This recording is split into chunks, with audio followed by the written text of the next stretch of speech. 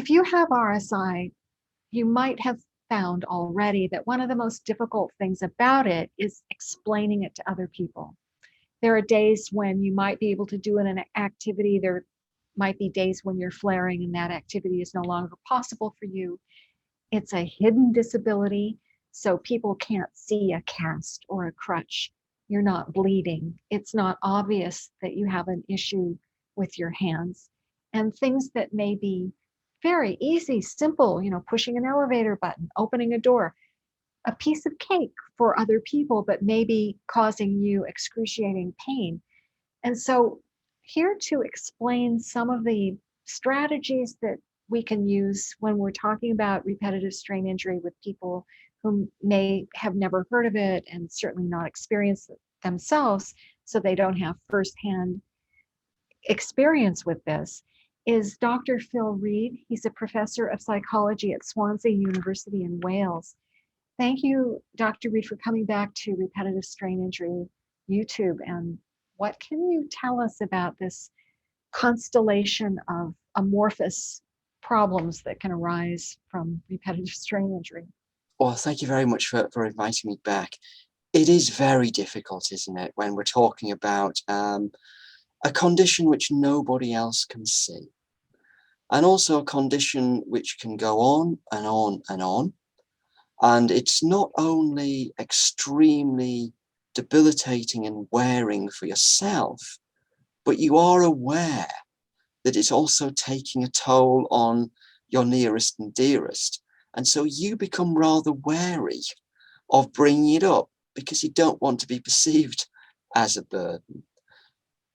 And the other thing with many repetitive strain issues is they can go through ups and downs. Most pain can be quite intense for periods of time. And then, for whatever reason, whether the feelings lift or you're feeling stronger in yourself that you can do things through the pain, there seems to be times when you're fine. And you don't tell anybody that, you just do it. So all they see is sometimes you're doing things, sometimes you're not. And so they don't really understand. And it's very difficult to have that conversation. Especially when you're trying not to whine. So you wouldn't necessarily say, I'm having a bad day today or I'm having a better day tomorrow, because you don't want the focus back on you. You don't want to be perceived as a complainer. So that is yet another reason why the other person might think, well, you were fine yesterday. What happened? Yeah, that's very difficult. Now, obviously, we've got to be very clear about whether this perception is the perception of the person who has the repetitive strain. That's what they're afraid that other people will think of them, or whether it's actually those other people who have that. And most times, it's actually the perception of the person who has the pain themselves. There are actually very few people who care about you who will take a negative view if you just explain the situation. I'm not saying that they don't find it distressing that you are in pain. Of course they do. I'm not saying that sometimes they get fed up of hearing the same thing. Of course they will, but mostly they won't. Mostly they'll be very understanding. And we've just got to get over that fear of expressing that.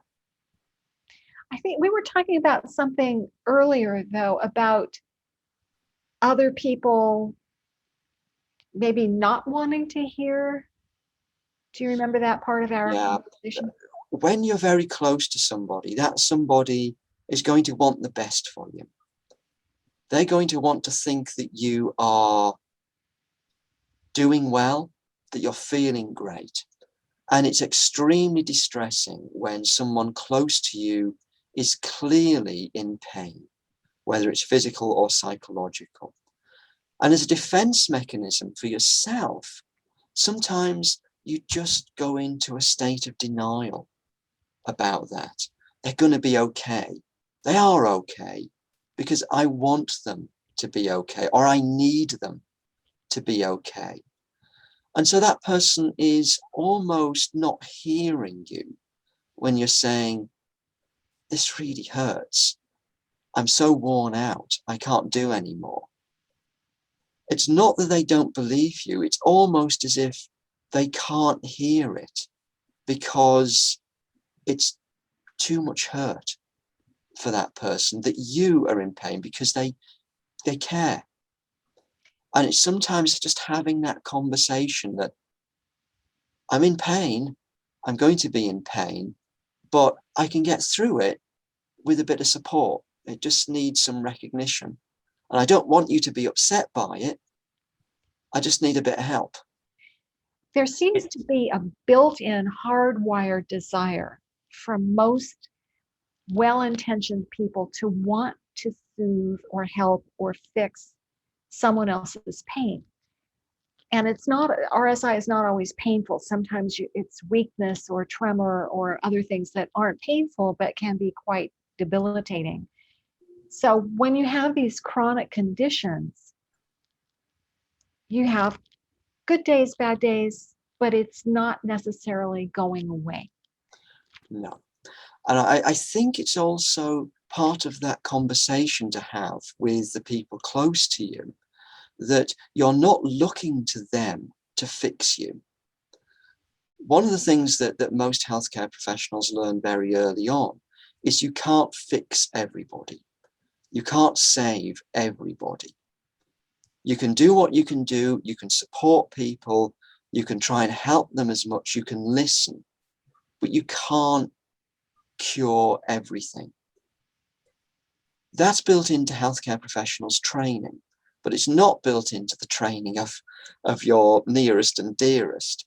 And I think it's a matter of helping them to understand that you don't want them to fix you. It's not their responsibility to fix you, but it would be nice if they could give you the support that you need, not that they think you need. I'm so happy that you said that, Dr. Reed. And while we're on the topic of chronic situations, I wrote a chapter in my last book on the gifts of RSI, and I got some flack for that. What do you mean, gifts of RSI? And I was thinking, well, it gives you time to think, to consider, to mull, to think, well, maybe that job really wasn't what I was intended to do. And what could I do to create a new situation, a new career that's fulfilling for me? And maybe there's other gifts, it reminds you of how important it is to have one-on-one conversations that are nice and Absolutely true. It sounds a bit peculiar, but Michael Caine, the actor, I once saw being interviewed, and he said, you have ups and downs in your career. But what I've always tried to do is when a negative thing has happened, always try to turn it into a positive. So I didn't get that role, but now I've got time to get another role. And I think that's absolutely right. You do have time to think and to consider, which most of us don't, who are traveling headlong in whatever direction we're traveling in without time to consider, is this the right path? One of the things that psychologists try to do when dealing with pain as part of a four-pronged strategy is behavioral pacing, as to get people to think through what it is they would like to achieve and to think, well, how do I prepare for that? How do I go about doing this? What kind of actions do I need to take before, during, and after this potentially challenging activity for me who's suffering from pain, in order to enjoy it and not to suffer too much around it? And the time to consider that is a gift. And remember, it's something that most of us don't have anymore and would dearly like to have. And I think a lot of people really don't enjoy technology that much. I mean, we're sort of forced into it because that's how everything is done. All of our a lot of our communications. But there's something wonderful about serendipity and unexpected conversation. And There is, and it's just having the time to appreciate it. And all of the technology speeds things up dramatically. Um, Stepping back from it, giving yourself, almost looking on RSI as, well, this is your legitimization for doing something that everybody else would really like to do in the first place. You can sell it to yourself that way, if you like, I but it is a gift. I tried to teach a workshop once. It wasn't very successful, but healing through happiness, finding the, now I sound like a real Pollyanna, but I do believe that there is good in the situation, just being free of just what you said, you have time to think. You can be a friend. You can be that listening person to someone else. There's so many other things about life Yeah, that you you got can to. enjoy, even if you've got an injury. It is tremendously important to sense the positives, and that's not to say we all have to go around grinning all of the time. We're allowed to be unhappy, but usually we can find some positives in a situation, and those are the things we really need to focus on, and also to take ownership of, because it's not just that they're there, but remember, you have discovered them, you have created those positives, and that's something that should make you feel good about what you have done. And I'm glad you said that, because there's a new phrase going around in the States anyway, toxic positivity. And this isn't phony. I think that, well, Abraham Lincoln was alleged to have said, "You're as happy as you decide you're going to be," or something to that effect. Most people are as happy as they make up their minds to be, I think. Yeah, there's something to that, but as you say, we shouldn't be browbeaten into being people who only have one emotion, as if this is the only legitimate thing we can ever feel. We have a range of emotions that we've been given the opportunity to feel, and just playing one emotion gives somebody a very monotone existence. Yes, and those emotions can be so useful because they can tell you what you don't like and point you to a new direction where you should, and you might be able to go. Yeah, Um, and there are some situations which just are not good, and that's fine too. If we see a situation which is just not good, then don't stick with it. If you've got an opportunity, or if you can't see a way out of it, that's when you really need to seek the advice of perhaps somebody outside your close-knit circle. Sometimes you'll have a, well, at least you can, or at least you're not, or, people will say, well, and they're not exactly trying to make you feel better. It's almost like, why are you complaining because you have your legs or something? And I think that's a little unfair too, because people who can't use their hands are at a real disadvantage, if you can't use your hands normally. Yeah, it's again, it's a matter of perhaps that person not really knowing the best way to express their support, um, and they're being hopelessly clumsy. And people who are well intentioned often are. It can be extremely irritating, but I think people, you just got to think, well, they're not trying to irritate me, even if they are succeeding beyond their wildest imaginations. They're well-meaning, but of course, perhaps that's just where you have the comment. Well, okay, but right now, I really didn't want to run the mile. What I really wanted to do was tie my shoelaces. Um, and for that, I could have used my hands. But and just you can do it in a light-hearted manner, but it gets the point across. Yes, and would that we were all so nimble and quick-witted as you, Dr. Reed. Um, It's This difficult when it's very much difficult when you're in that situation, you're in the moment. Um, you have your own emotions to deal with as well, and it's sometimes very hard not to take offense. Um, I think it's going into a situation being a little bit more prepared, as people with RSI undoubtedly are, because they've had this for such a long time. They know the score. It's just remembering that other people don't know, and making allowances. And this is a funny thing, isn't it? We're asking them to make allowances for the people who don't have the condition because they really don't understand.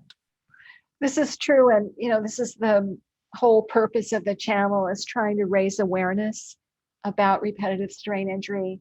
It's something I feel the government should be doing, but they don't.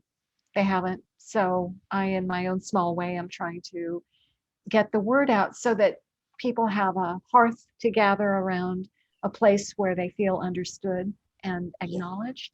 With most governments, whether it's the US or the UK, there's a limited amount of money in the public pot to be spent, and that tends to go to the a very immediate life-threatening conditions.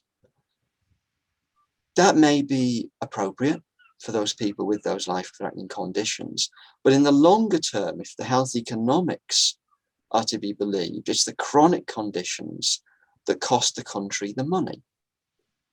And those are the conditions that also need some help from government. So I'm in complete agreement. I understand why government attention gets focused on those immediately life-threatening conditions. But sadly, that does betray a little bit of blinkered thinking about the long-term consequences. Forget to the people, but to the budget. Because RSI, any long-term condition, will have major impacts on any budget in terms of support, both social support, economic support, and healthcare support. Yes. Um, I wish that people would be warned, and I wish the tools would be designed better, because I think that's a great deal of the problem right there. The tools are not designed for the human anatomy. But hopefully, if this is like smoking. It took 70 years for people and doctors saying people are dying. And, one cigarette won't kill you, one keystroke won't kill you. But when you start adding it up, the gaming, the social media, the work, it really is a major problem that we Just must think, yeah, address. you just think of how much time you're spending digitally per day. All of that involves doing the same thing over and over, whether it's your thumbs, whether it's your shoulder, your arms, all of that upper body region is constantly being used far more than it was ever intended to be used. So it's not surprising if you ran a marathon and you ended up achy, you wouldn't be surprised. Why are you surprised if you're overusing day in, day out without a break? Absolutely. That's so true. And, I just can't thank you enough for bringing your wisdom and your perspective and your knowledge of this Oh, area to I'm us. very happy to help. I don't often get accused of being wise, but it's very nice to hear you say so, and I hope people have found that of help. Thank you for coming on the show, Dr. Reed. My pleasure.